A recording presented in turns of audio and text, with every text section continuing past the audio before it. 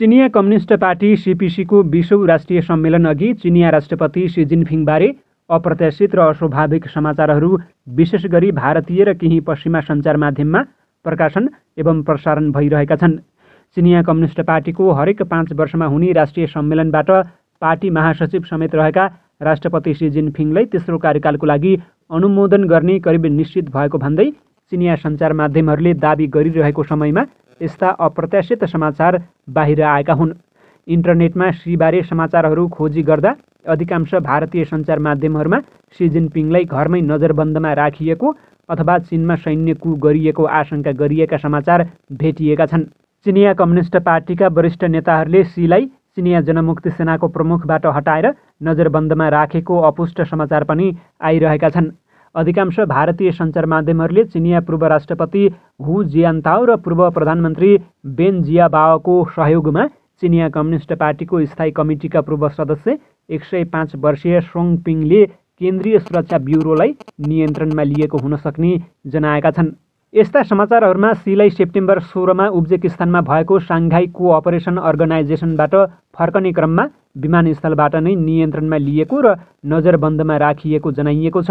तर यसबारे चिनिया सञ्चार माध्यम भने मौन रहेका छन्। चिनिया समाचार एजेन्सी सिन्हाले भने 23 सेप्टेम्बरमा एक समाचार प्रकाशन गर्दै राष्ट्रपति सीले चाइना न्युज सर्भिसलाई उसको 70औं वार्षिक उत्सवको अवसरमा बधाई ज्ञापन गरेको जनाएको छ।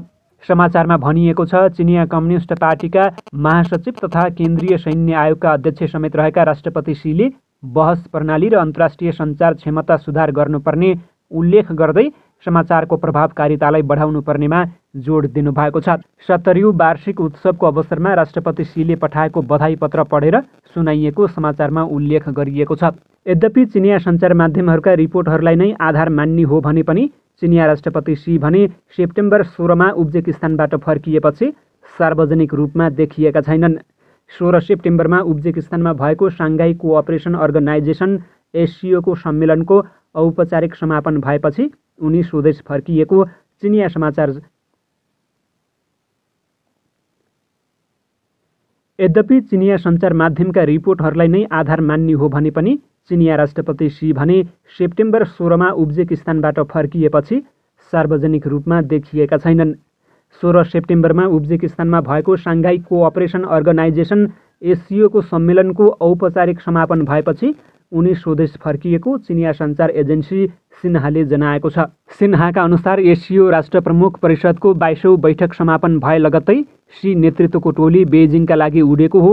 16 सेप्टेम्बर शुक्रबारको मध्यराति सी सहित सीपीसीका केन्द्रीय समितिको राजनैतिक ब्युरोका सदस्य, सीपीसीका केन्द्रीय समितिको सचिवालयका सदस्य, सीपीसी केन्द्रीय समितिको सचिवालयका सदस्य, सीपीसी केन्द्रीय समितिको महासचिवको कार्यालयका निर्देशक दिङ सुएज्याङ, सीपीसी केन्द्रीय समितिको राजनैतिक ब्युरोका सदस्य र चिनिया कम्युनिस्ट पार्टी केन्द्रीय समितिको विदेश मामिला आयोगको कार्यालयका निर्देशक याङ जिएछी, स्टेट काउन्सिलर तथा विदेश मन्त्री वाङ यी, चिनिया जनराजनैतिक परामर्शदाता सम्मेलनको राष्ट्रिय समितिका उपाध्यक्ष तथा राष्ट्रिय विकास तथा सुधार आयोगका प्रमुख हे लिफिङ सहित सी शुक्रबार मध्यराति बेजिङ ओर्लिएका हुन्। उनलाई उज्बेकिस्तानका राष्ट्रपति शावकत मिर्जियोयेव र प्रधानमन्त्री अब्दुल्ला अरिपोलले विमानस्थलमा पुगेर बिदाई गरेका थिए। अन्य विश्वका नेताहरू सोही सम्मेलनमा रहँदा पनि सी हतारमा किन स्वदेश फर्किए भन्ने प्रश्न समेत उठेको छ।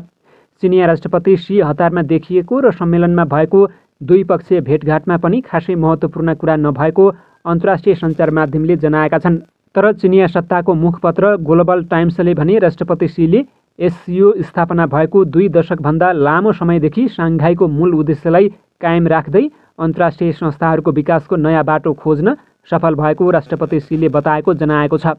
सीले साङ्घाई भावनाप्रति प्रतिबद्ध रहने र एकता र सहयोग अभिवृद्धि गर्ने, रणनीतिक स्वतन्त्रता कायम राख्ने र क्षेत्रीय स्थायित्वको रक्षा, विकास सहयोग प्रवर्धनमा समावेशिता र साझा लाभहरू पछ्याउने र एससिओ विस्तार प्रक्रियालाई अगाडि बढाउने लगायत एससिओ सदस्यहरूका लागि अगाडि बढ्ने धेरै प्राथमिकताहरूबारे सीले प्रष्ट पारेको बताइएको छ। एससिओ सम्मेलनपछि आयोजित रात्रि भोजमा रुसी राष्ट्रपति पुटिन, भारतीय प्रधानमन्त्री नरेन्द्र मोदी सहितका विश्व स्तरका नेता सहभागी भएको उक्त रात्रि भोजमा चिनिया राष्ट्रपति भने सहभागी थिएनन्। उनी एससिओको औपचारिक कार्यक्रम लगत्तै स्वदेश फर्किएका थिए। सी स्वदेश फर्किएपछि भने सार्वजनिक फोरममा देखिएका छैनन्। सेप्टेम्बर 21मा आयोजित राष्ट्रिय रक्षा र सैन्य पुनर्संरचनाको केन्द्रीय सैन्य आयोगको नेतृत्वकर्ता समूहको बैठकमा राष्ट्रपति सी उपस्थित थिएनन्। सन् 2014मा यस समूहको अध्यक्ष घोषणा भएका सी पहिलो पटक सैन्य पुनर्संरचनाका लागि सैन्य आयोगको बैठकमा अनुपस्थित रहे। जेनिफर झेङको इन्कन्भिनियन्ट ट्रुथ मार्फत उक्त बैठकमा सी अनुपस्थित रहेको पुष्टि गरेकी छन्। उनले युट्युबमा राखेको एक भिडियोमा देखाइएका तस्बिरहरूमा सी उपस्थित देखिँदैनन्। सन् 2014को मार्च 21मा उक्त बैठकलाई पहिलो पटक सम्बोधन गर्दै राष्ट्रपति सीले पार्टीको आदेश पालना गर्ने, लडाइँहरू जित्न सक्षम र उत्कृष्ट कार्यशैली भएको सेना निर्माण गर्ने लक्ष्य हुनुपर्ने बताएका थिए। द डिप्लोम्याटमा प्रकाशित उक्त समाचार अनुसार पहिलो पूर्ण सत्रलाई सम्बोधन गर्ने क्रममा राष्ट्रपति सीले भनेका थिए, राष्ट्रिय रक्षा र सैन्य सुधार चीनको समग्र सुधारको महत्त्वपूर्ण भाग र महत्त्वपूर्ण प्रतीक हो। तर पहिलो पटक सीले उक्त सम्मेलनमा पत्र पठाउँदै सन्देश दिएका हुन्। उनको सन्देश कार्यक्रम सञ्चालकले पढेर सुनाएका थिए। सीले भनेका थिए, राष्ट्रिय रक्षा र सशस्त्र बलको सुधारमा सफल अनुभवको राम्रो सदुपयोग गर्न र थप सुधार गर्ने प्रयास भइरहेको छ। सुधारको माध्यमबाट सशस्त्र बललाई थप बलियो बनाउन नयाँ रणनीतिहरू अपनाइरहेका छौँ। चिनिया कम्युनिस्ट पार्टी केन्द्रीय समिति र सीएमसीले पार्टीको 18औं राष्ट्रिय महाधिवेशनदेखि नै अभूतपूर्व दृढता र प्रयासका साथ सुधारका माध्यमबाट सशस्त्र बललाई सुदृढ बनाउने रणनीतिलाई पूर्ण रूपमा लागू गरेको सीले बताएको चिनिया सञ्चार माध्यम CGTN ले जनाएको छ। तर उनको उपस्थिति रहेको भिडियो तथा तस्बिरहरू भने राखिएका छैनन्। जेनिफरका अनुसार उनी उक्त कार्यक्रममा सहभागी भएका थिएनन्। जेनिफरले भनेकी छन्, पहिलो पटक आफू अध्यक्ष रहेको सैन्य पुनर्संरचना समूहको बैठकमा अनुपस्थित रहेको उनले पठाएको सन्देशको स्क्रिप्ट कार्यक्रम सञ्चालकले पढेर सुनाएका थिए। त्यसैगरी उक्त बैठकमा CPC पोलिट ब्युरो र CPC केन्द्रीय सैन्य कमिसनका सु सिलियाङले केही निर्देशनहरू दिएका थिए। चिनिया राष्ट्रपति सीले सेप्टेम्बर 8मा 5 वार जोन मध्येको एक उत्तरी वार जोनका सैन्य कमान्डर जनरल ली चाओमिङलाई कारबाही गरेका थिए। उनलाई पदबाट बर्खास्त गर्दै उनको ठाउँमा राष्ट्रपति सीले वाङ च्याङलाई उत्तरी वार जोनको नेतृत्व सुम्पेका थिए। एक समारोह आयोजना गर्दै उत्तरी वार जोनको नेतृत्व दिन वाङलाई जनरलमा बढुवासहित नेतृत्व सुम्पेका थिए। उत्तरी वार जोनको कमान्डरलाई कारबाही गरेकै दिन लियानिङ प्रान्तको सेनयाङ सहरमा रहेको युयोङ सैन्य विमानस्थलमा विस्फोट भएको आवाजहरू आएको समाचारहरू चिनिया सामाजिक सञ्जालमा भाइरल भएका थिए। उक्त विस्फोटको भिडियो समेत चिनिया सामाजिक सञ्जालमा पोस्ट भएको जेनिफरले बताएकी छन्। सेप्टेम्बर 8 बिहान 2 बजेतिर सैन्य विमानस्थल क्षेत्रमा नै विस्फोट भएको बताइएको दाबी गरिएको छ। यद्यपि उक्त विस्फोटबारे भने केही खुलाइएको छैन। केहीले सैन्य कु भएको बताएका छन् भने केहीले उक्त भिडियो वास्तविक नभएको र एनिमेट गरेको बताएका छन्।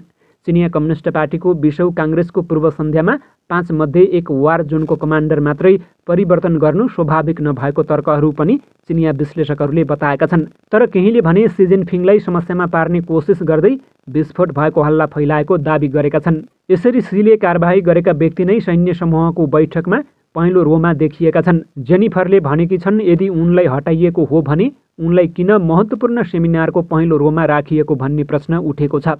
तर केहीले उनलाई प्रधानमन्त्री ली खस्याङले उनले सीको विरोध गरेको भन्दै बढुवा गरेको पनि बताएका छन्।